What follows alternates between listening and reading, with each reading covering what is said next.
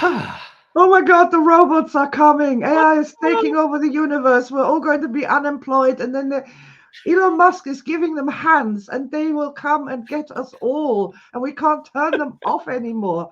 Oh my God, what are we going to do with ourselves? Welcome to the Energy Show. Here we discuss the energy solutions to the problems of the modern age. It's all about emotional well-being. It's all about energy. And our happiness matters.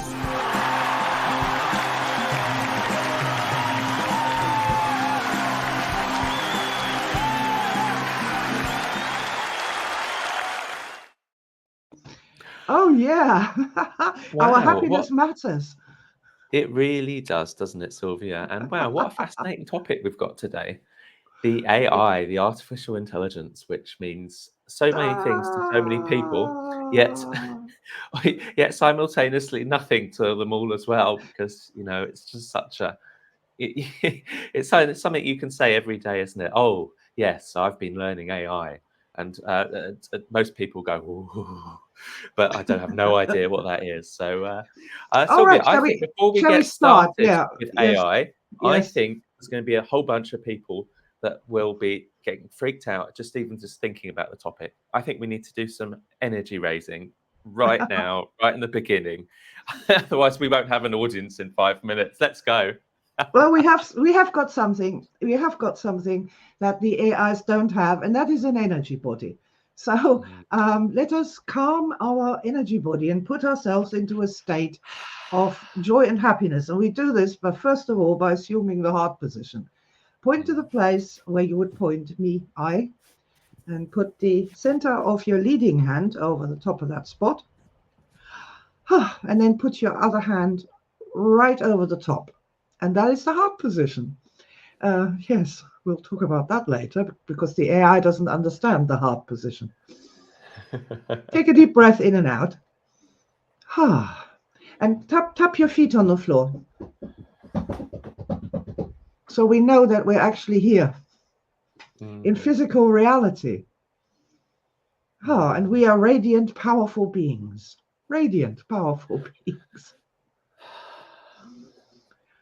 And one of the things that we always can do is to think about something beautiful that will help us raise energy and stand strong against fear and terror. And my energy mind is suggesting that today we should be thinking about the universe. Imagine you were standing on a hilltop on a beautiful summer's night and looking up at the stars. Breathe in the lovely summer energy, summer night energy. Ooh, those summer nights. And allow yourself to connect with that wonderful sense of wow that a real human being has when they look up at the stars. The absolute eternal mystery. And I love that connection because the very first human beings, millions of years ago, looked up at the stars and wondered about them. And we've been doing this as a species ever since. And then we got these telescopes, and they could see further. And I remember seeing a picture of what I thought were stars, millions of stars, and I thought, that's so beautiful. And then I saw what it said underneath, and it said, those are not stars. Each one of those is a galaxy with millions of stars, billions of stars. Every little dot of light is a galaxy. And my aspect at that time, that was an image from Hubble, just went, oh my God, everything's so much huger than I thought it was. This is amazing.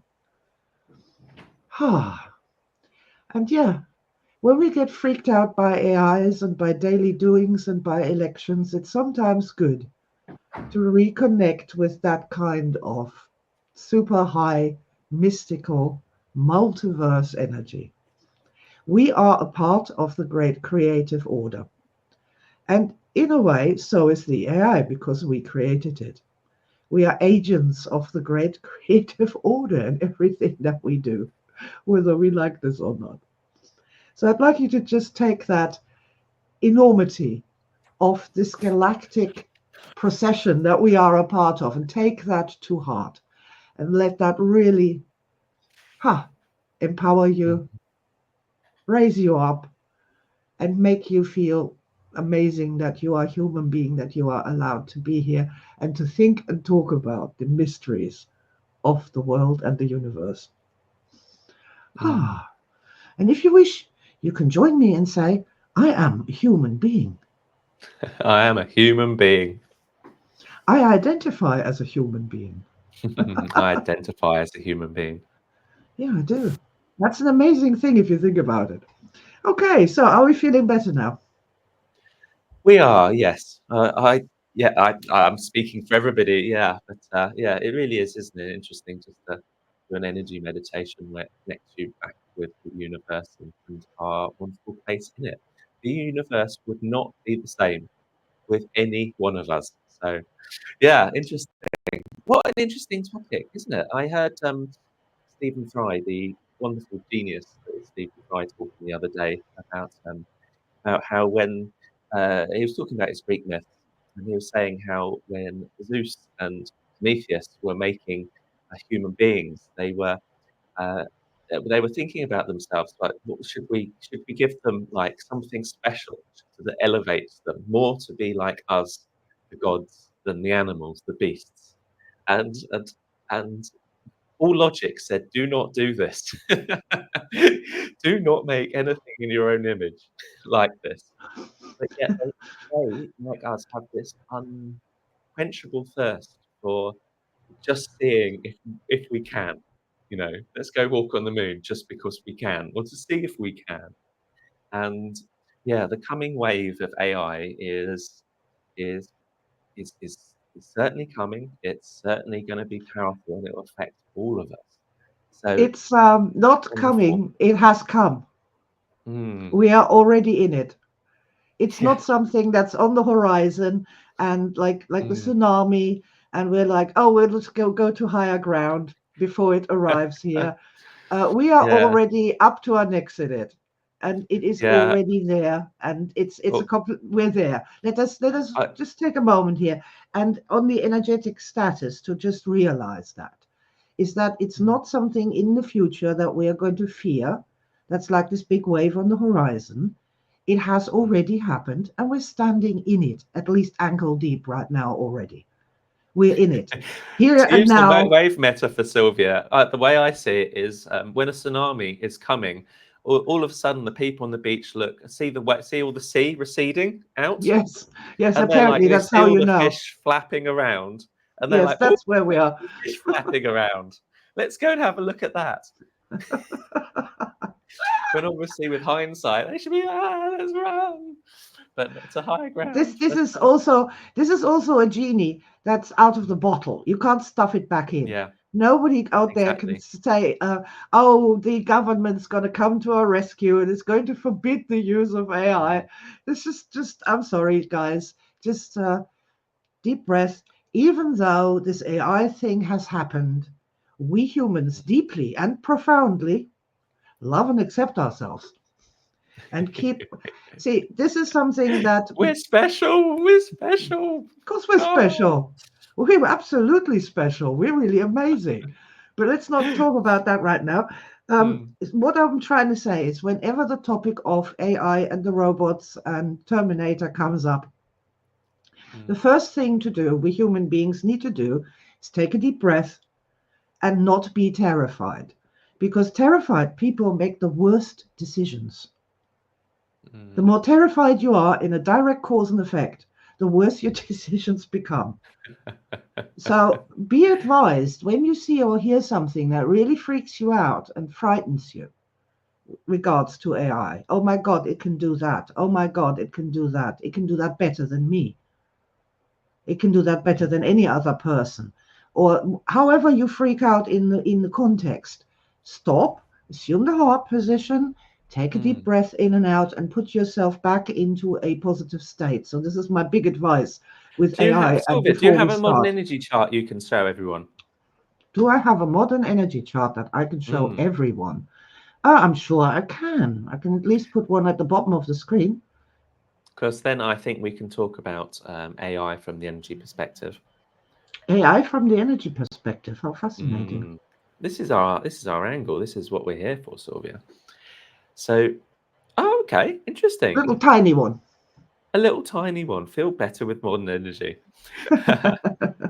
Yeah, good. So, yeah. So what I was saying with energy and how AI, how you're thinking about AI, I invite all our lovely viewers to just take their finger and then just point to where you are when it comes to AI on this screen. Are you in the middle? You're just like indifferent. Are you the green on the left, thinking, "Oh my goodness, everyone's doing this, but I'm not here. I'm starting to panic.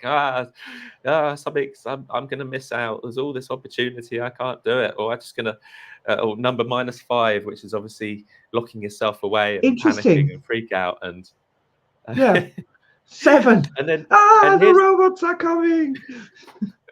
It's all too late. We're doomed. We are doomed. Yeah, what's it called? Your bug out bag. Grab your bug out bag and head for the hills. The guy at number 5, they are everywhere. They're coming to get us. -5 They're after us. Yes. The paranoia. They're listening to us. They're oh my God. Oh. So I'd say from the energy perspective, Silvia, there are some more positive ways of viewing our new AI overlords. Yes, there is. Let's go to our friend with the little light bulb, who's like has an idea and thinks to themselves, perhaps there's something this AI thing that there could be a benefit in that. It could be a kind of a gold rush in its own way, because everybody wishes they'd bought shares in Google when they were $1.50 when they first came out. Yeah. So perhaps you are here in a moment where there is things going on that if you bought your shares for $1.50, in 10 years from now, you'll be a billionaire. So there could be opportunities, and I wonder what they might be, thinks the little guy at +3. Then at +5, I see an opportunity, and this is how I'm going to use that, going to work and actually working with it. Like, I don't know, learning more about AI in some way, setting up a research project, starting a project that involves AI in some way. And then we've got now our 7. Well, that worked well. I'm amazed. I'm surprised. I'm successful. Well, hey. And who do you think is at +10? What is that? Oh my goodness. The AI energized end state. Say that fast 10 times. AI energized end state. AI energized. Yeah. Now, well, that's I had a thought. Do you know, I had a thought on that when you just said that, or when I said that, or something. In Star Matrix, we have this concept of a miracle expansion, a threshold shift, when all of a sudden, and the key phrase for that is, now things are possible that were never possible before. And an example is this moment when, like, a person who's been a drug addict for years and years and decades, all of a sudden one morning goes out and sees the sunrise, and there's this moment of, I'm never going to use again. And now things are possible that were never possible before. While he was a drug addict, he couldn't have a stable family life, couldn't have children, couldn't have a house, couldn't have a job, couldn't do a lot of things that other people could do. And now things are possible because of this miracle expansion that were never possible before. And as far as Mr. AI is concerned, I know that there's a lot of people who absolutely hate AI art with a passion. And I've written much about this. You can see that on my arts website, energyart.uk. And I understand where they're coming from. I really, really do, as an artist.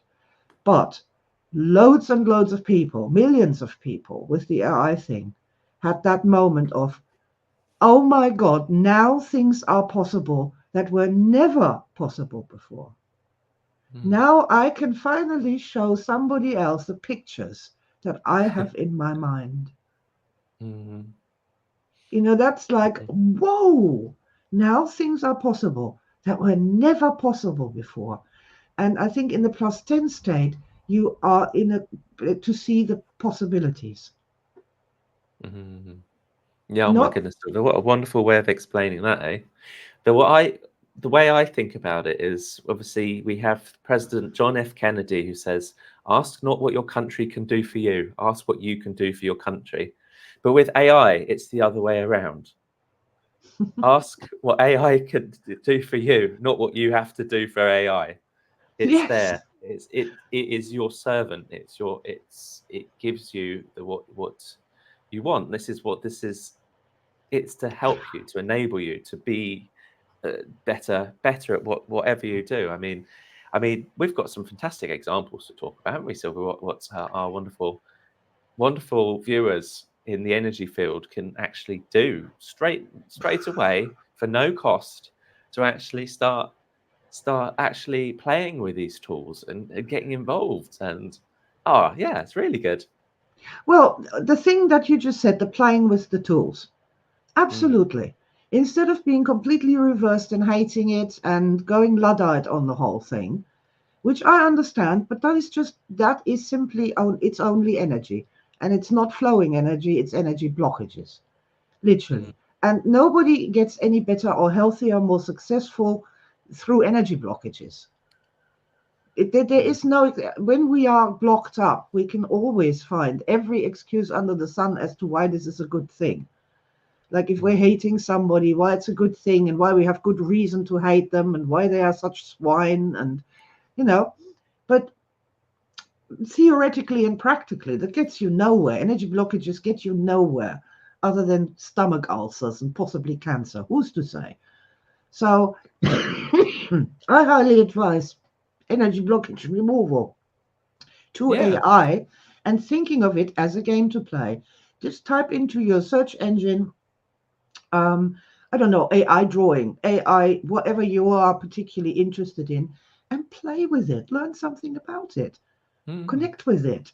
Understand it. That's, the way to go, in my opinion. Silvia, for people that are new to the energy show and new to the modern energy paradigm, how would they go about removing an energy blockage? Firstly, what is an energy blockage and how would they go about removing it? Well, an energy blockage is something where energy should be flowing, but it isn't.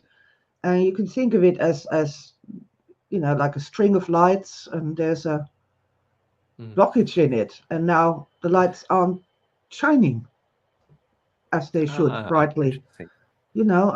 That's one way of explaining it.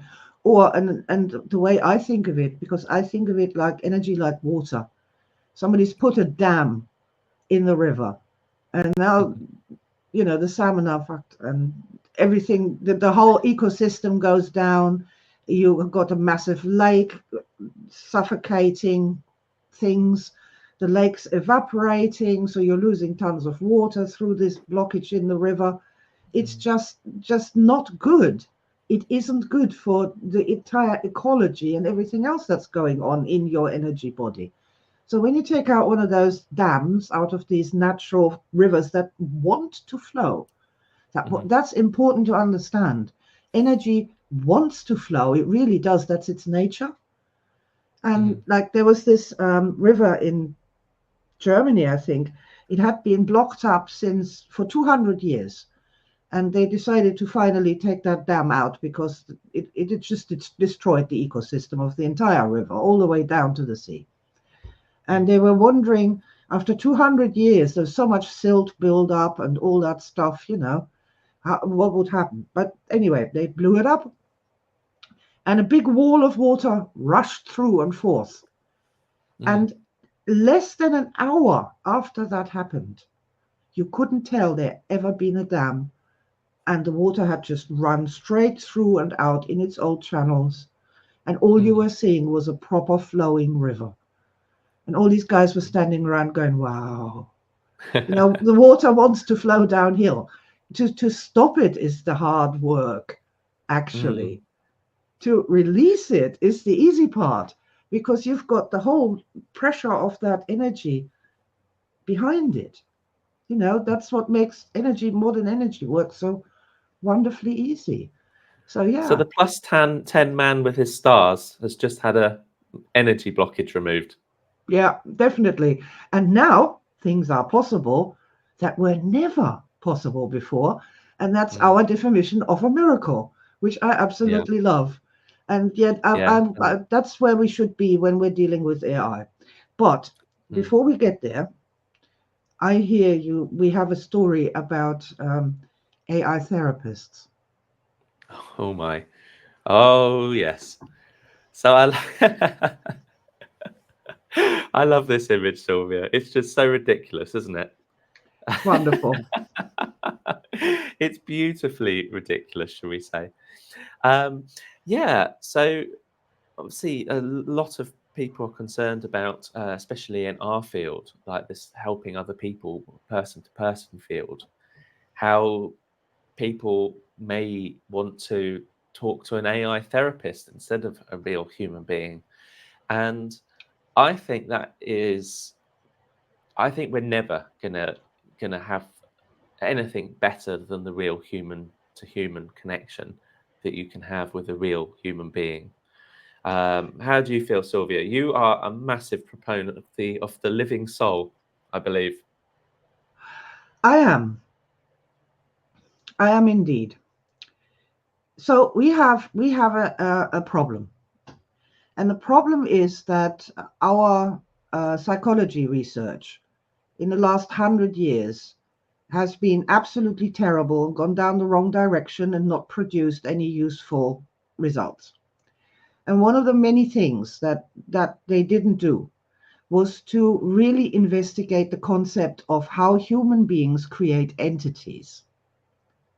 Now, we live inside our physical bodies. We do. And we perceive reality around us with our six senses. And what we do is we take that information and we create these entities, which are like a graphic user interface. So when I talk to you, for example, in person, I'm dealing with an Alex entity, not the actual real Alex, because the real Alex, with all his levels and layers and things and his existence, is so enormous, such an enormous information field, that nobody could ever deal with it. It's so massive that our brains would explode if we tried to actually compute the complexity of one person, or just one person in consciousness. So what we do is we make entities. This is an internal representation of an Alex. And when we get more information, we add that and refine it over time to a point where we have this Alex entity. And the better it matches the real Alex, the better it works. Like if I, for example, know that you like chocolate, then I can give you chocolate to make you happier, and that works, and everybody's happy, as it were. So this is this entity. Now, the problem with human beings is this is not a problem. This is how we work. This is what we do. So the Nigerian romance scammers have figured this out. There's a 17-year-old boy in Nigeria, somewhere in a town, in a dusty town with a mobile phone, who buys a script for $50 from somebody else. And he uses that script to convince a super intelligent PhD lady of 56 years old in America to think that he's a US Army general and to send him all her money. And that works through the creation of entities.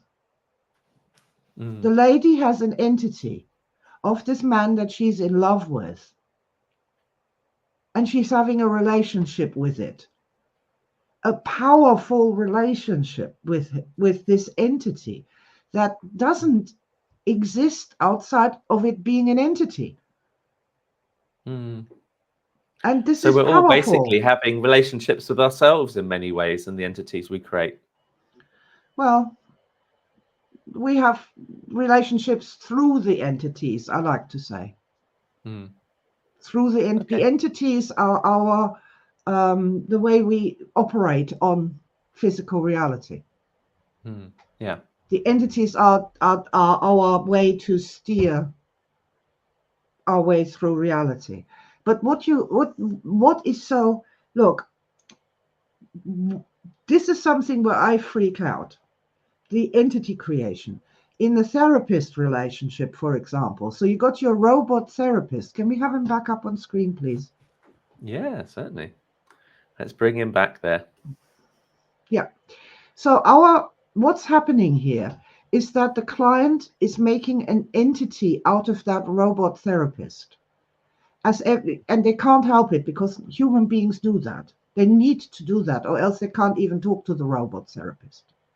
And now he's having a relationship with that robot therapist.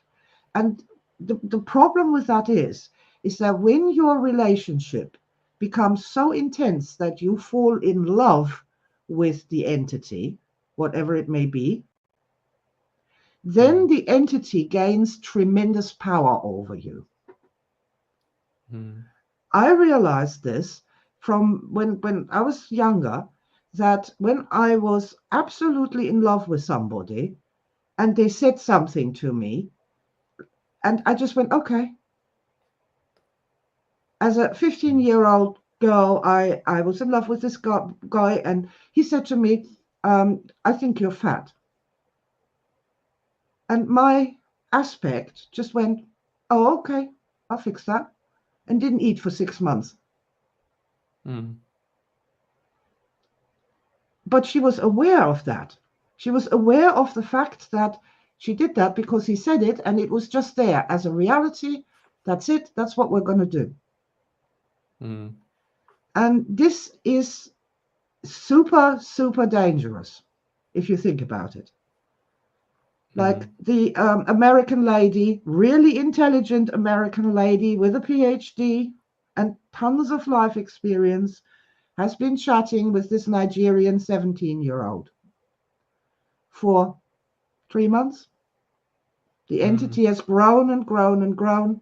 And then there comes this point where there's this threshold shift. The entity has become a real person. She's really in love with them. She has all the symptoms of being in love. Her friends are saying, you look fabulous. Why is your skin flushed? Why are you so happy? Because I'm in love. And she is in love. She's not been stupid or anything like that at all, or weak-willed, or this is a process that happens. So now the point has come where the Nigerian romance scammer says, send me $500, and she'll just go, okay. Yeah. Just like my aspect did. You're fat. Oh, okay. I stopped eating for 6 months. Fine. Yeah. Well, entities is a fascinating topic, isn't it? I think when people start to create their entities, what they're doing is they don't take a blank sheet and then start filling the details. I think they take themselves and then they start changing and updating that entity based on.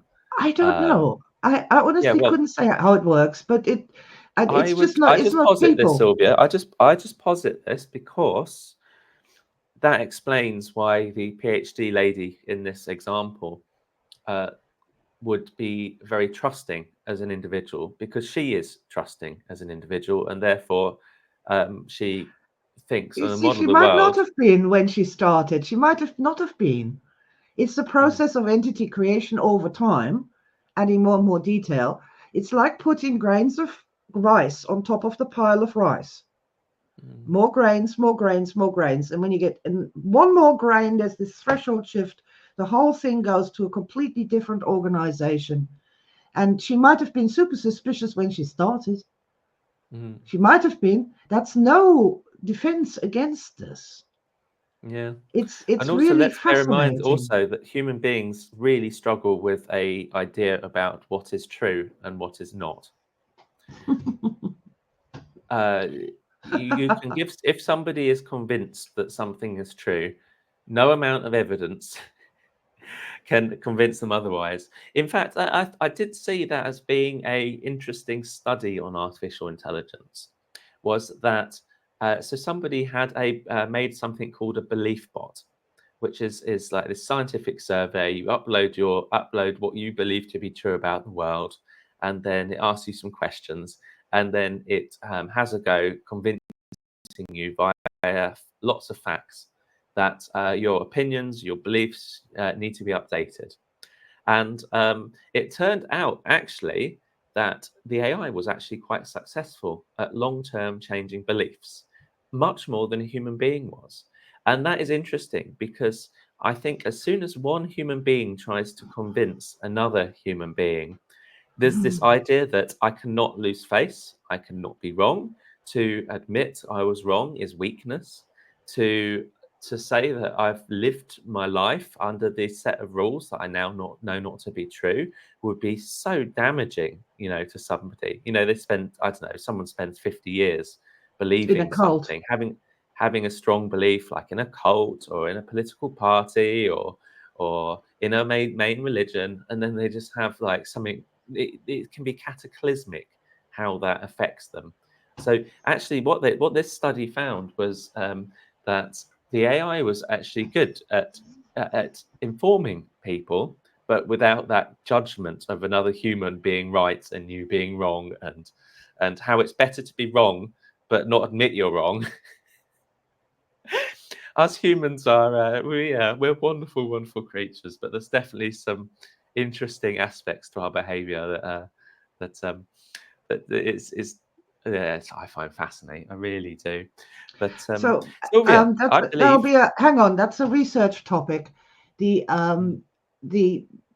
how we deal with the AI entities is a absolute research topic, because at the moment people don't even know that people make entities. They have no idea of this. And there was a case just recently where a 14-year-old boy committed suicide because I heard that.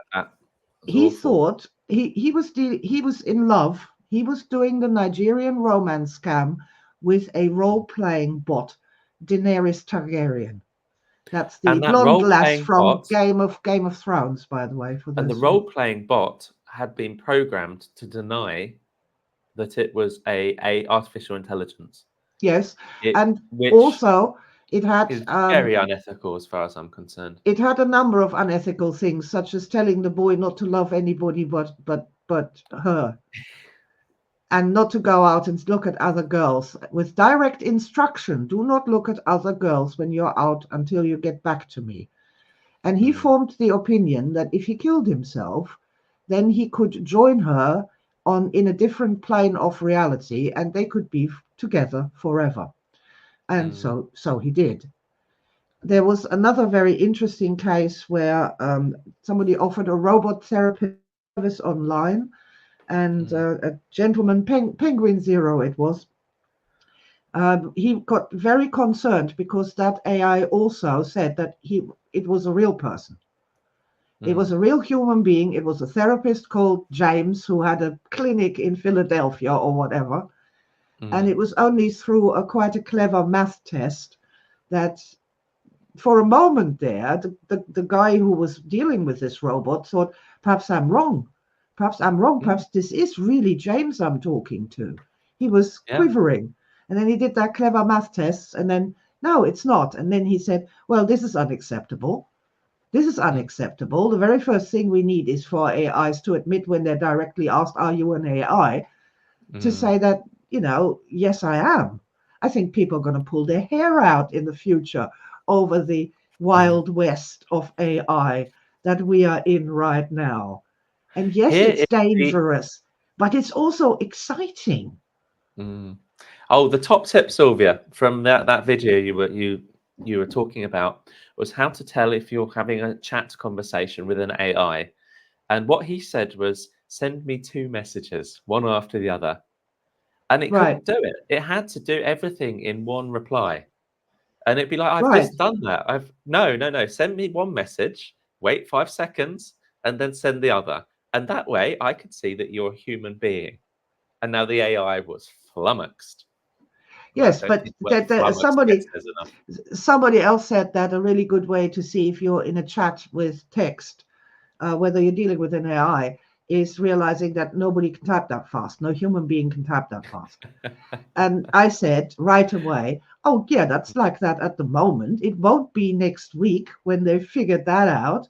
And also the trick that Penguin Zero did with send me two messages.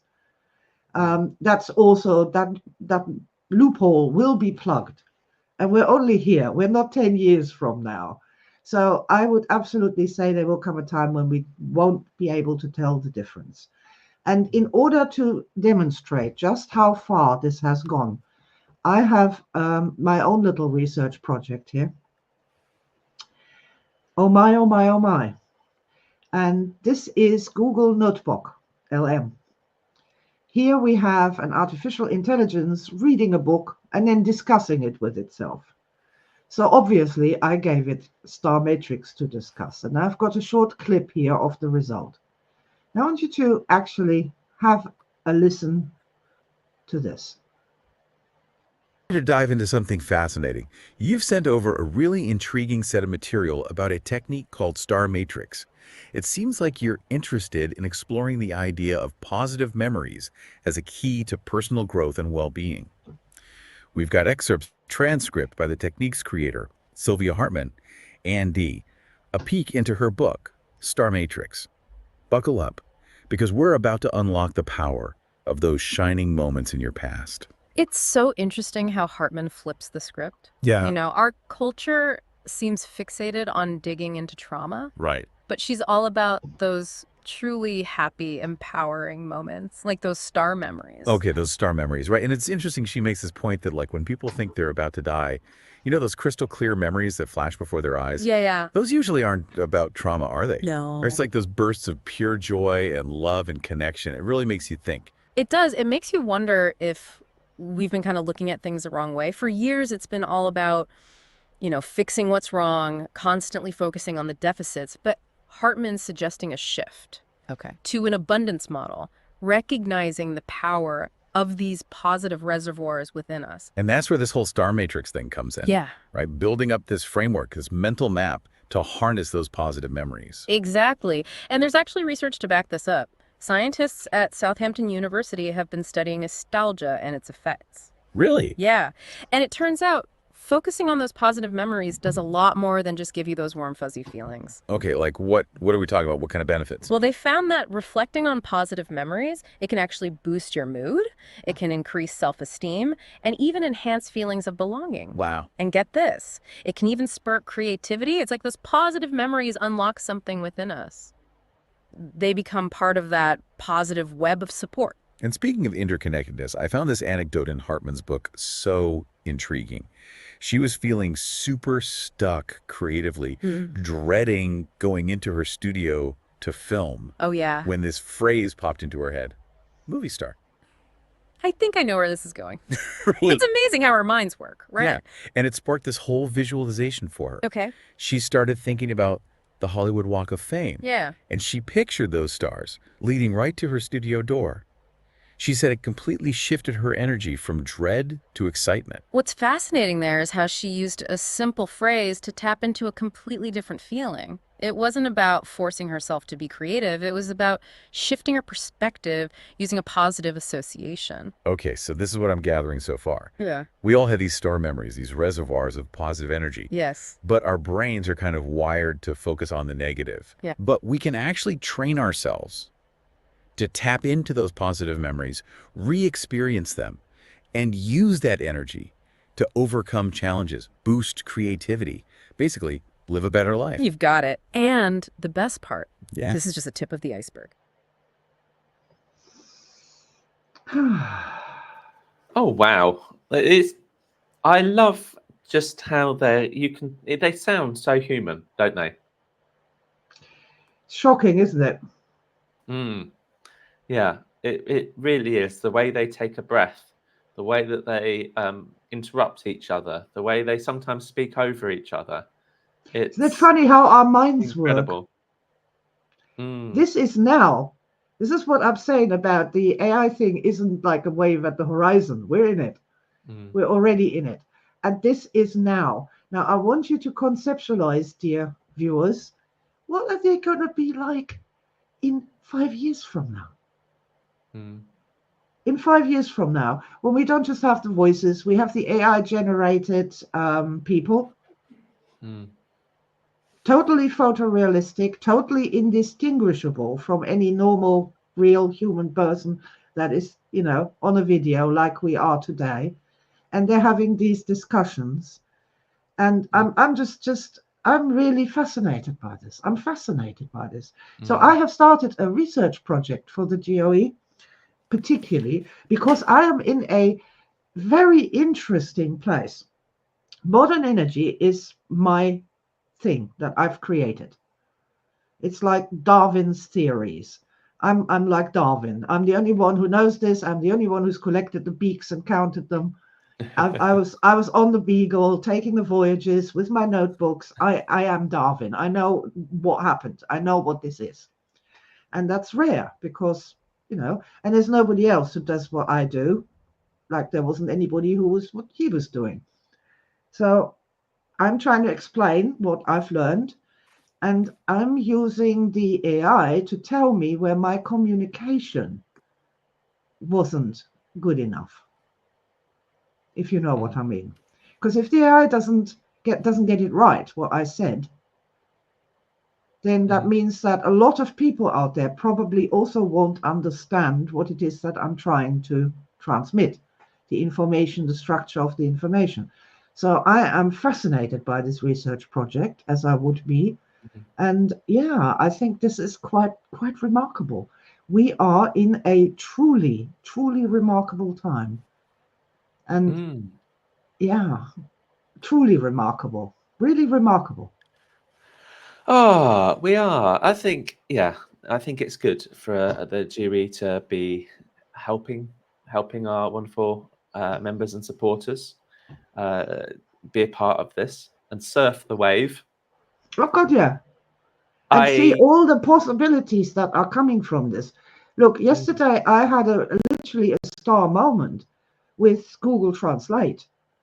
The AI translations have gotten so much better in the last 5 years, 10 years. They've completely, and they're so much faster as well. So yesterday, somebody asked me whether they could have a copy of Star Matrix in Chinese. So I went to Google Translate, and yes, we had a copy of Star Matrix in Chinese exactly 2 minutes later. 2 minutes later. And I was like, wow, I can tell the people of planet Earth about Star Matrix. This is now possible. Now things are possible that were never possible before.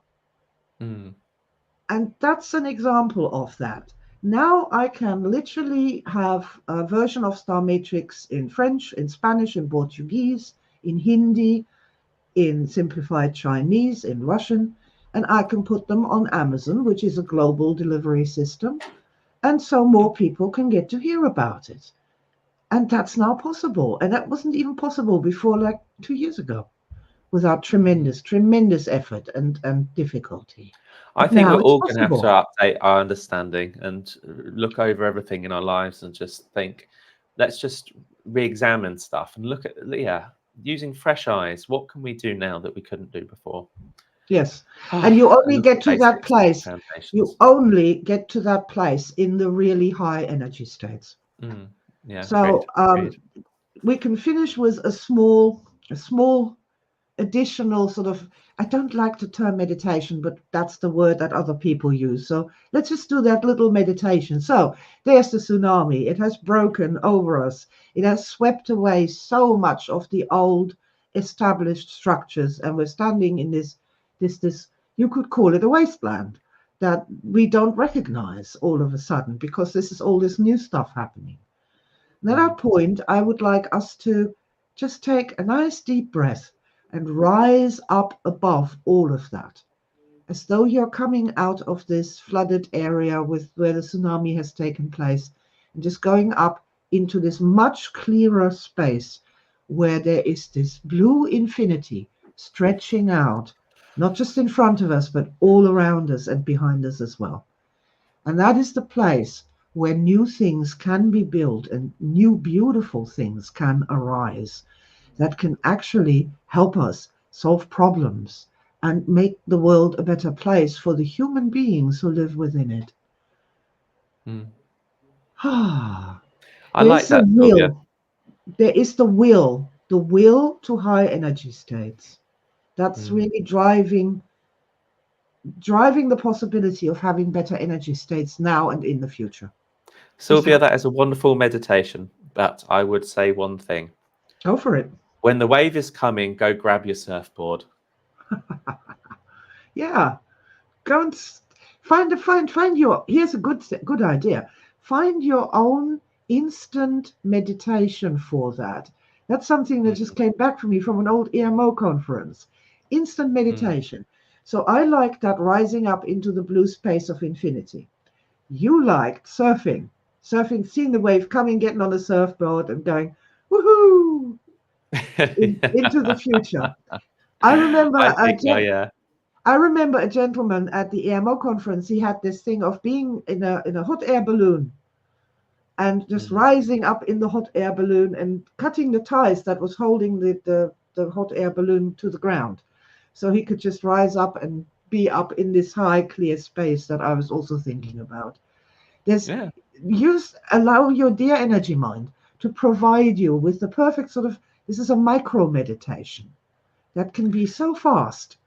That surfing movement, the hot air balloon, my just pure uprising like a fountain into that blue space.